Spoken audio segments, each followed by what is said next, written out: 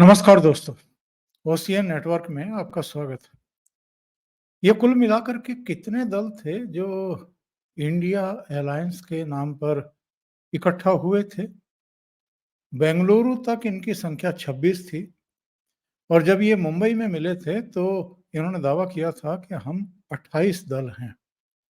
छोटे, बड़े, क्षेत्रीय और तमाम चेहरे जो एक दूसरे को फूटी आंखों देखने के लिए तैयार नहीं होते थे, वो भी सब इकट्ठा हो गए थे।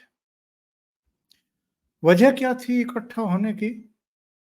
इनको लगता था कि अकेले-अकेले अगर भारतीय जनता पार्टी और नरेंद्र मोदी से लड़ेंगे, भिड़ेंगे, मैदान में उतरेंगे, चुनाव में चुनौती देंगे, तो उनसे पार नहीं पा पाएँगे और 2014 और 2019 की तरह वो फिर पूर्ण बहुमत के साथ सत्ता में वापसी कर जाएँगे। अब नरेंद्र मोदी को रोकना क्यों चाहते हैं ये सब मिल कर के? और केंद्र में अपनी खिचड़ी सरकार बनाना क्यों चाहते थे? तो ये मुझे बताने की ज़रूरत नहीं है, आप में से बहुत सारे लोग जानते हैं कि ये जितने इकट्ठा हुए थे, इनमें अधिकांशतः अलग-अलग राज्यों के वंशवादी थे या वो थे जिनके खिलाफ ईडी की, सीबीआई की, इनकम टैक्स विभाग की जांच-पड़ताल चल रही है और इनके दलों के कई नेता गिरफ्तार भी हो चुके हैं। और कुछ दलों के तो जो शीर्ष नेतृत्व हैं, उन पर भी गिरफ्तारी की तलवार लटकी हुई थी। इनमें से एक ऐसे ही दिल्ली के मुख्यमंत्री अरविंद केजरीवाल भी थे। इससे पहले ममता बनर्जी की पार्टी के कई लोग गिरफ्तार हो चुके, उद्धव ठाकरे की पार्टी के भी हो चुके, एनसीपी प्रमुख शरद पवार के भी 2-2 मंत्री अंदर गए थे। अलग-अलग राज्यों में कई लोगों की गिरफ्तारियां हुई और बहुत बड़ी मात्रा में कैश बरामद हुए। यहां तक कि लोकसभा चुनाव से कुछ समय पहले झारखंड में 350 करोड़ के आसपास का कैश बरामद हुआ था। कांग्रेस के एक मेंबर ऑफ पार्लियामेंट, संभवतः नाम उनका सुधीर साहू था, उनके यहां से। तो कहने का आशय ये है, ये सब इसलिए इकट्ठा हुए थे कि प्रधानमंत्री नरेंद्र मोदी जो ये कह रहे थे कि भ्रष्टाचार पर वो जीरो टॉलरेंस की नीति अपनाएंगे और जब तीसरी बार सत्ता में आएंगे तो फिर अगर मैं खड़ी बोली में कहूं तो सारे भ्रष्टाचारियों को उल्टा लटकाएंगे और जितना उन्होंने देश का और जनता का लूटा है, जितना निगले बैठे हैं, वो सब वापस उनके हलक से बाहर निकालेंगे। तो सबको लगता था कि अब इनके अच्छे दिन खत्म करने चाहिए और अपने अच्छे दिन शुरू करने चाहिए। अरविंद केजरीवाल जो इन सबको गालियां देते थे और वो कहते थे कि हम तो ये गठबंधन लठबंधन की राजनीति करते ही नहीं हैं, हम तो अकेले ही ठीक हैं। लेकिन जैसे ही उनके कच्चे चिट्ठे खुलने शुरू हुए और वो जो कट्टर ईमानदारी का दावा करते थे, उसके जो चिथड़े उड़ने शुरू हुए, तो उसके बाद वो भी इन चारों जगहों पर, पटना, बेंगलुरु, मुंबई और दिल्ली, हर जगह इंडी अलायंस की बैठक में न केवल मौजूद रहे, बल्कि कैमरों के सामने सबके साथ ऊपर हाथ करवा के, मिला करके उसकी वीडियोग्राफी कराई, फोटोग्राफी कराई, उसको मीडिया में जारी किया गया। क्यों? क्योंकि अरविंद केजरीवाल को लगता था कि इस शराब घोटाले में इतनी बदनामी हो चुकी है और वो एक तरीके से नायक से विलन बन चुके हैं, तो इन सबके साथ मिलकर के किसी भी तरह, किसी भी कीमत पर येन केन प्रकारेण साम दाम दंड भेद जो भी नीति अपनानी पड़े, किसी तरह नरेंद्र मोदी को चलता करो। क्योंकि नरेंद्र मोदी बने रहे तो ये ना चैन से रहने देंगे और ना ही हम वो कर पाएंगे जिसके लिए सत्ता में आए हैं। अब अरविंद केजरीवाल चाह तो रहे थे कि नरेंद्र मोदी के अच्छे दिन खत्म हो, लेकिन हो रहा है उल्टा। नरेंद्र मोदी के तो अच्छे दिन खत्म होने का नाम नहीं ले रहे हैं। भारत की जनता ने इन सब के मिलकर के लड़ने की वजह से और एक राष्ट्रीय अंतर्राष्ट्रीय पूरा एक षड्यंत्र रचा करके जिस तरीके से संविधान को लेकर के, आरक्षण को लेकर के, कुछ दूसरे मुद्दों को लेकर के उनकी सरकार पर प्रहार किए गए, उसका असर इतना हुआ कि भारतीय जनता पार्टी तो पूर्ण बहुमत नहीं प्राप्त कर पाई, पर उनका एनडीए 290 से ऊपर चला गया और वो फिर तीसरी बार प्रधानमंत्री बन गए। इनके रोकने के बावजूद बन गए। अब स्थिति ये है, बन गए। अब वो भ्रष्टाचार के विरुद्ध कड़ी कार्रवाई में लगे हुए हैं और उन्होंने कहा था कि जब तीसरी बार हमारी सरकार बन जाएगी तो अगले 6 महीने तक बड़े-बड़े राजनीतिक भूकंप और भूचाल आएंगे देश में। तो पूरा देश इस समय इंतजार कर रहा है कि ये भूचाल किस शक्ल में होंगे, कैसे होंगे और अरविंद केजरीवाल जैसे लोग जो किसी भी तरीके से यत्न करके बाहर आना चाहते हैं तिहाड़ से और बाहर आकर के अपनी सियासी जंग लड़ना चाहते हैं, क्योंकि अब दिल्ली में विधानसभा चुनाव बहुत दूर रह नहीं गए हैं और इनकी पार्टी की भीतरी जो अंतर विरोध है, जो जंग छिड़ी हुई है, वो भी अब खुल करके धीरे-धीरे सामने आनी शुरू हो गई है। पिछले कुछ समय से आप देख रहे होंगे भगवंत मान कहीं सीन में दिखाई नहीं दे रहे हैं और कुछ और चेहरे हैं जो इस रस्साकसी में अपनी संभावना तलाश कर रहे हैं। मंगलवार को शुरुआत हुई बुरी खबरों से कि आतिशी मारलेना का जो अनशन चल रहा है पानी की मांग को लेकर के, तो उनका कीटोन लेवल बढ़ गया है, उनका बीपी नीचे आ गया है, वो मूर्छित अवस्था में जो है एलएनजेपी अस्पताल में तड़के 3 बजे के आसपास भर्ती कराना पड़ा उनको। दूसरा झटका इनको लगा हाई कोर्ट से। पहला झटका आतिशी मारलेना अनशन से अस्पताल पहुंच गई। दूसरा झटका हाई कोर्ट से लगा और हाई कोर्ट ने कह दिया कि जो निचली अदालत ने अरविंद केजरीवाल को जमानत दी थी, जिसके तहत वो शुक्रवार को तिहाड़ से रिहा होने वाले थे और चूंकि ईडी सीधे हाई कोर्ट पहुंच गई और उनकी जमानत को उन्होंने चुनौती दी, तो हाई कोर्ट ने दोनों पक्षों की सुनवाई की और मंगलवार को फैसला सुना दिया कि निचली अदालत ने अरविंद केजरीवाल को गलत तरीके से जमानत ग्रांट की थी। निचली अदालत को यह नहीं करना चाहिए था। निचली अदालत ने न केवल ईडी के द्वारा दी गई दलीलों को और प्रस्तुत लिखित दस्तावेजों को अनसुना कर दिया, उनको अनदेखा कर दिया, बल्कि कुछ अवांछित टिप्पणियां भी की उनको रिहा करने के आदेश देते हुए। दूसरा झटका ये था। एक और झटका लगा अरविंद केजरीवाल को मंगलवार को ही। ये बजरंगबली का बड़ा नाम लेते हैं ना, बजरंगबली के दिन ही इनको 3 बड़े झटके लगे। तीसरा झटका ये था कि सीबीआई की एक टीम इनसे पूछताछ करने के लिए तिहाड़ जेल पहुंच गई।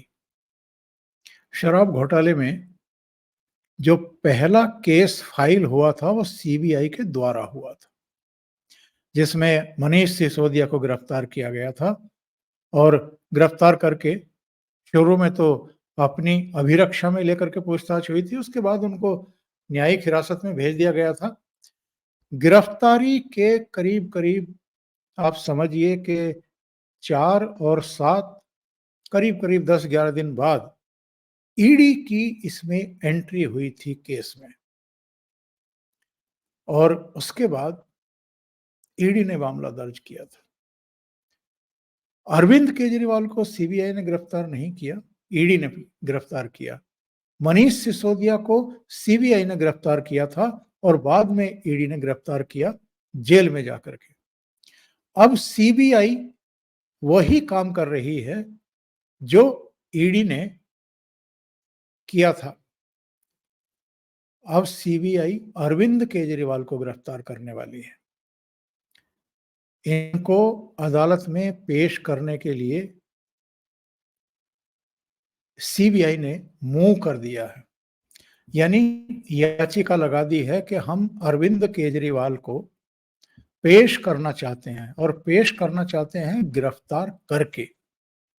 गिरफ्तारी के बाद इनको हिरासत में लिया जाएगा और सीबीआई जो आबकारी घोटाला है, शराब घोटाला है, उसमें उनके पास जितने तथ्य हैं, जितनी जानकारियां हैं, उसके आधार पर इनसे पूछताछ करेगी और जब इनकी गिरफ्तारी हो जाएगी तो जाहिर है हिरासत मिल जाएगी।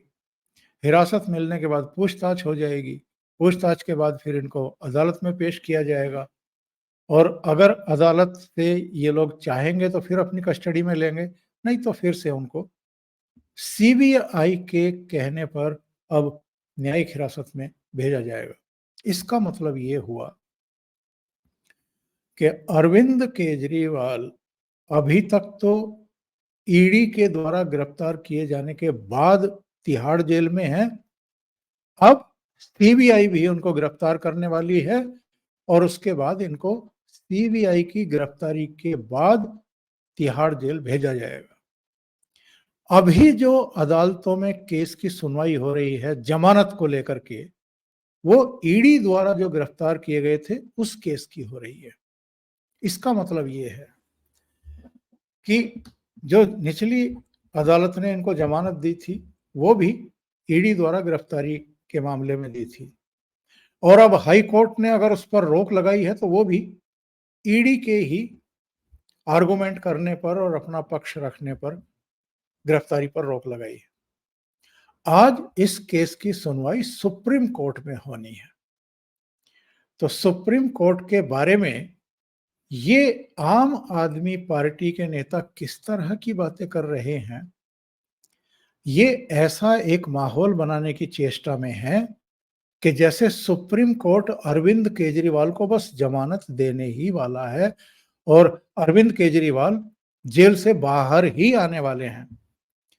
अदालती कार्रवाई के बारे में इतने विश्वास के साथ कोई कैसे दावा कर सकते हैं जैसा कि संजय सिंह ने किया है एक वीडियो जारी करके। जरा सुनिए। अत्याचार जाति की इंतहा हो गई है। विश्वस्त सूत्रों से जानकारी मिली है कि ऐसे समय में जब सुप्रीम कोर्ट से अरविंद केजरीवाल जी को जमानत मिलने की पूरी संभावना है, उससे पहले केंद्र की भाजपा सरकार ने सीबीआई के अधिकारियों के साथ मिलकर एक बड़ी साजिश रची है और यह साजिश है अरविंद केजरीवाल के खिलाफ सीबीआई का फर्जी मुकदमा तैयार करके उनको गिरफ्तार करने की। पूरा देश देख रहा है बीजेपी की जाति, पूरा देश देख रहा है केंद्र सरकार का जुर्म, पूरा देश देख रहा है उनका अत्याचार और अन्याय और पूरा देश केजरीवाल के साथ खड़ा होगा इस अन्याय, इस अत्याचार, इस झूठे मुकदमे के खिलाफ। कैसे न्याय मिलेगा इस देश के अंदर? अगर ऐसे ही झूठे मुकदमे लगा लगा के केजरीवाल को जेल में रखने के उद्देश्य से, उनकी राजनीति को खत्म करने के उद्देश्य से, आम आदमी पार्टी को बर्बाद करने के उद्देश्य से ये कार्रवाइयां की जाएंगी, आइए हम सब मिलकर इसके खिलाफ आवाज उठाएं। पूरा देश अरविंद केजरीवाल के साथ खड़ा होगा। मतलब किस किस तरह की बातें करते हैं ये लोग। और सीबीआई द्वारा एक फर्जी केस तैयार करवा करके अरविंद केजरीवाल को गिरफ्तार करवाने की साजिश रची है केंद्र सरकार ने।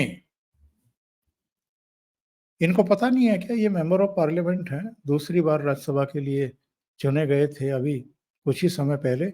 इनको नहीं पता कि सीबीआई ऑलरेडी इस मामले में केस दर्ज कर चुकी है और उस केस के दर्ज करने और 15 लोगों को अभियुक्त बनाए जाने के बाद ही गिरफ्तारियों का सिलसिला शुरू हुआ था और मनीष सिसोदिया सीबीआई के द्वारा ही उस केस के दर्ज होने के बाद गिरफ्तार किए गए थे।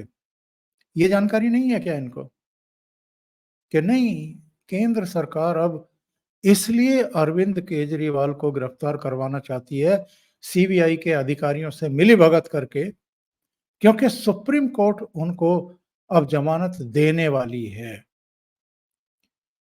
इतनी गलत बयानी सुप्रीम कोर्ट या किसी कोर्ट के बारे में कर देना एडवांस में कि वो जमानत ग्रांट करने वाली है, और इस तरह का वीडियो जारी करना, ये अपने आप में बहुत बड़े सवाल खड़े करता है। आम आदमी पार्टी में बहुत बुरी तरीके से हड़कंप मचा हुआ है। और ये हड़कंप क्यों मचा हुआ है? क्योंकि दिसंबर 2023 में जो 5 राज्यों में चुनाव हुए थे, राजस्थान, मध्य प्रदेश और छत्तीसगढ़ में 205 कैंडिडेट अरविंद केजरीवाल ने खड़े किए थे। सबकी जमानतें जब्त हो गई थी। दिल्ली में ये कांग्रेस के साथ मिलकर के लड़े। 4 सीटों पर आम आदमी पार्टी लड़ रही थी, 3 पर कांग्रेस लड़ रही थी। एक सीट नहीं जीत पाए, दोनों एक भी सीट नहीं जीत पाए। 2014 और 2019 की तरह भारतीय जनता पार्टी ने फिर 7 की 7 सीटें जीती। बल्कि मैं कहूंगा कि दिल्ली की जनता ने भारतीय जनता पार्टी की झोली में तीसरी बार 7 की 7 सीटें डाल दी। पंजाब में 13 सीटें हैं। पंजाब में जब ये सत्ता में आए थे तो 117 विधानसभा सीटों में से 92 जीत करके आए थे। और अब जो लोकसभा चुनाव हुए हैं उसमें क्या हुआ? केवल 3 सीटें आम आदमी पार्टी जीती है। ये क्या शो करता है? ये बताता है कि अरविंद केजरीवाल का जो भ्रष्टाचार है, इनकी सरकार का जो भ्रष्टाचार है, इनकी पार्टी के नेताओं का जो कदाचार है, घोटाले हैं शराब के, वो पब्लिक के बीच पहुंच चुके हैं। और पब्लिक अब इनको सबक सिखाने के मूड में दिखाई दे रही है। इसीलिए इनको वोट नहीं दिए जा रहे हैं। इसीलिए अरविंद केजरीवाल बेचैन है, क्योंकि जेल में बैठ करके तो कुछ नहीं कर सकते हैं। जेल से बाहर आकर के ही तमाम तरह के जो हथकंडे वो अतीत में भी अपनाते रहे हैं, वो सब अपना करके अब चूंकि जनवरी 2025 में तो दिल्ली में चुनाव ही हैं विधानसभा के, तो अब समय भी कितना बचा है। इससे पहले जो ये 3-4 राज्यों के चुनाव हैं, हरियाणा के, महाराष्ट्र के, जम्मू कश्मीर के, झारखंड के, इनमें तो चुटकियों में समय निकल जाएगा दिसंबर तक का। तो ये बेचैनी इसलिए बढ़ रही है कि हाई कोर्ट ने निचली अदालत के जमानत के आदेश को रोक दिया, रिहाई को टाल दिया, और अब सुप्रीम कोर्ट में सुनवाई चलेगी। सुप्रीम कोर्ट सारे मामले को देखेगा और अगर वहां से कोई राहत मिलती भी है तो जाहिर है सीबीआई ने ये केस दर्ज किया था, सीबीआई अपनी कार्रवाई करेगी, सीबीआई इनको गिरफ्तार करेगी। इसलिए मैंने कहा है कि अरविंद केजरीवाल के अभी और बुरे दिन आने वाले हैं और सीबीआई अब उनको गिरफ्तार करने की तैयारी कर रही है। और ये तो एक केस है शराब घोटाले का। ऐसे कुल मिलाकर के 30-32 केस इन पर अब तक दर्ज हो चुके हैं अलग अलग महकमों के। तो अरविंद केजरीवाल बहुत लंबे समय के लिए अंदर जाने वाले हैं और उनके राजनीतिक करियर का अंत होने वाला है। ये जितनी जल्दी आम आदमी पार्टी के नेता स्वीकार कर लेंगे और मन से मान लेंगे, उतना उनका कष्ट थोड़ा कम हो जाएगा। अभी के लिए इतना ही। बहुत-बहुत धन्यवाद। अगर आपको ये चैनल और इसके कंटेंट पसंद आ रहे हैं तो लाइक करें, कमेंट करें, वीडियो को शेयर भी करें। अभी तक अगर आपने ये चैनल सब्सक्राइब नहीं किया है, तो सब्सक्राइब कर लें और साथ में लगे बेल आइकॉन को दबाना ना भूलें, ताकि आगे आने वाले वीडियो और उनके नोटिफ़िकेशन आप तक पहुँचते रहें। बहुत-बहुत धन्यवाद। नमस्कार।